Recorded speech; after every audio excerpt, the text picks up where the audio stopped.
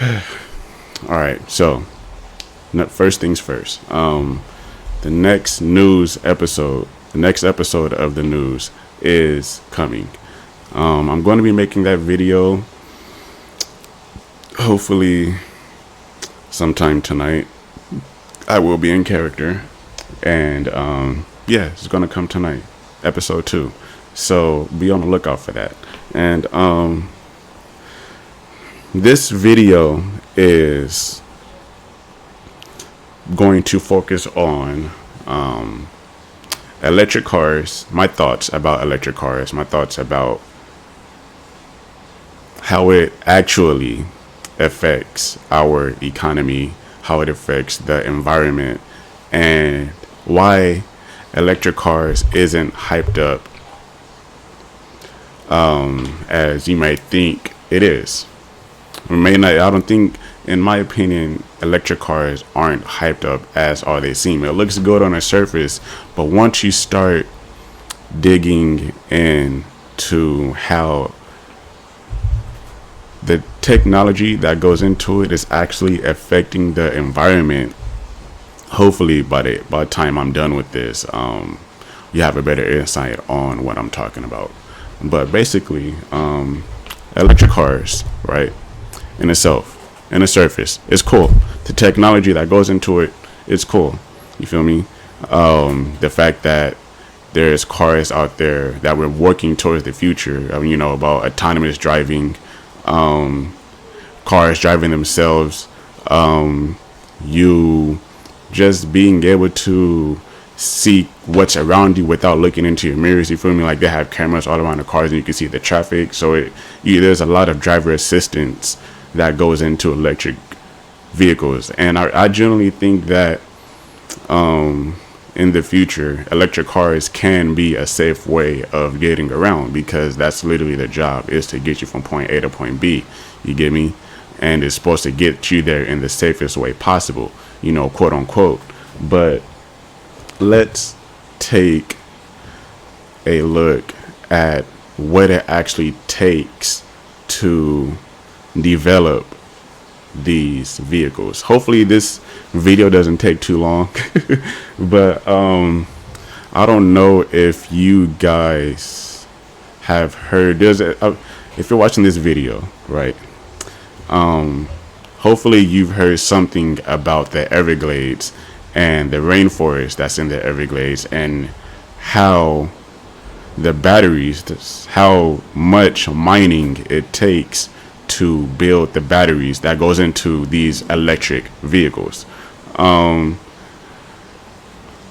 It's a lot. It's a lot of work. I don't know if you guys, the real reason why the chip shortage is happening is not just because people are buying a lot of PS5s and Xboxes all of a sudden, and that we're just only low on oil. It's the real reason is because of the electric cars. There's a lot more things now that's running on batteries, that's battery powered, than there's ever been in any time ever. Like, it's literally booming right now. Electric vehicles or electric powered things is booming right now, and the what it takes to build these electric vehicles, it's done more damage in the past 10 years than gas vehicles has done in the past 50 years. It's like, it's not more, but it's just as much in like less time. You get me? Like, a lot less time. And that's the truth that the manufacturers, the people that built their vehicles, don't want to tell you, because it's damage. It might damage their vehicles. There's environmentalists, people that care about the environment.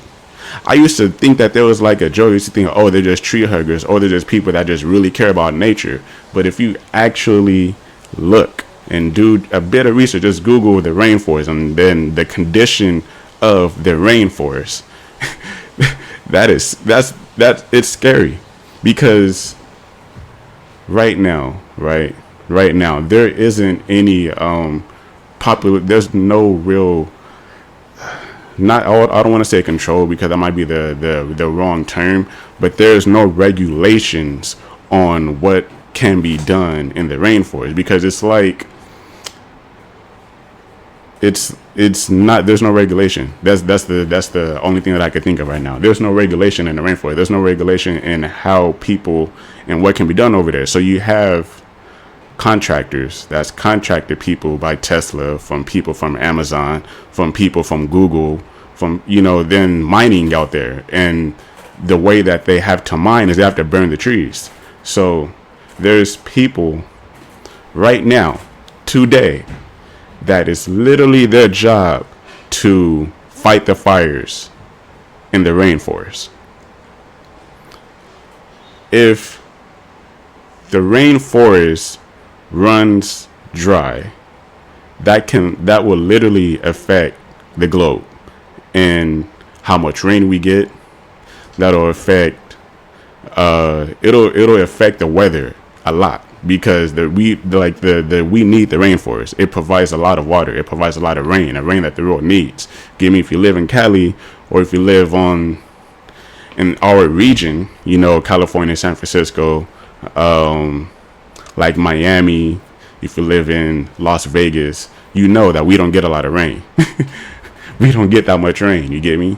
So whenever it does rain, it's a big deal, because it don't rain out here like that. It rains only a couple of times a year out here, you get me? And the rainforest is one of the places where it rains a lot. That's why it's called the rainforest. You get me? But I'm going to put up videos as I'm talking, so you guys can literally see videos. But literally every single day they fight acres and acres of fires every day. And it's gotten to the point to where this one individual, I don't remember his name, but I'm going to put him on the screen. He literally built a house, like a tree house type deal, in the rainforest. He's not going to put it on the ground because there's too many wild animals. Because out there's anacondas, there's huge 20 feet alligators. There's like huge animals. So like not everybody wants to go out there, because it's like, it is really dangerous. And you are bound to get sick. You're bound to get stung by, bitten by something. You're bound to get some type of sickness, and that's normal for them out there. You feel me? They usually, before you go out there, you get hooked up with a specialist. So if you do get sick, they have people that can take care of that. But the environmentalist is literally saving the planet. It's like, when I seen the interview, the how I found out about it, because I was watching the Joe Rogan podcast, and he interviewed the guy that lives in the rainforest, and he was talking about it. You get me? And over the course of the video, I'm like, wow, like, it just blew my mind what was going on. Like, I literally had no idea. Literally had no idea. And it is so interesting how cut off people we can be from the rest of the globe. You get me? Like, everything looks cool on the surface when they're advertising it, because they want us to buy it, right? But when you look at what it takes to develop it, it's kind of scary. So my stance on electric cars, and why I can't fully support driving or owning an electric vehicles, is because of the environment, and because of what it does to the environment. It is terrible for the environment.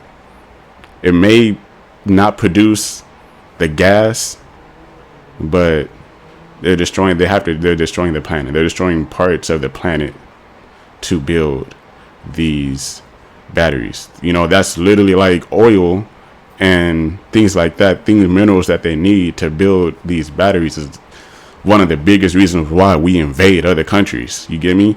Like, what's going on in the Middle East?